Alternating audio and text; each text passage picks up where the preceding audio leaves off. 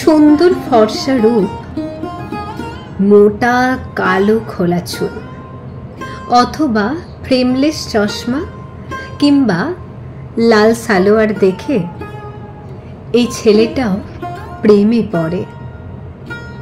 Microphone হাতে কাউকে সোমলতার গান শুনতে শুনলেও এই ছেলেটাও প্রেমে পড়ে। গম্ভীর কণ্ঠে দুকলি ব্রততী বন্দ্যোপাধ্যায় শুনেও এই ছেলেটাও প্রেমে পড়ে। তবে যাদের প্রেমে পড়ে সেই সুন্দরীদের সাথে তার প্রেমালাপ আর করা হয় না। দিন 2-3 বাদে তারা আপনিই বিদায় নেয় মস্তিষ্ক থেকে, নূতনদের জন্য জায়গা ছেড়ে দেয় আর কি।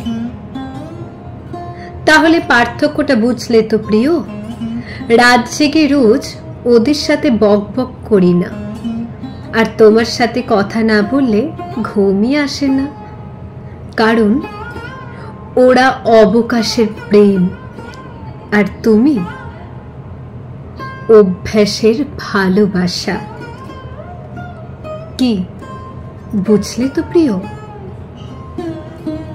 তাই সবার সাথে তোমাকে গুলিয়ে ফেলো না। তুমি আমার কাছে বিশেষ ছিলে, আছে আর সবসময় হয়ে থাকবে। নমস্কার। আমার আজকের কবিতাটা যদি ভালো লাগে প্লিজ অনেক অনেক লাইক করবেন, কমেন্টস করে জানাতে ভুলবেন না কেমন লাগলো আজকের কবিতাটা।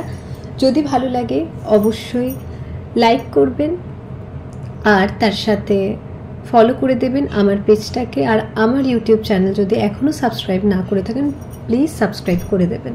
সকলে ভালো থাকবেন, সুস্থ থাকবেন।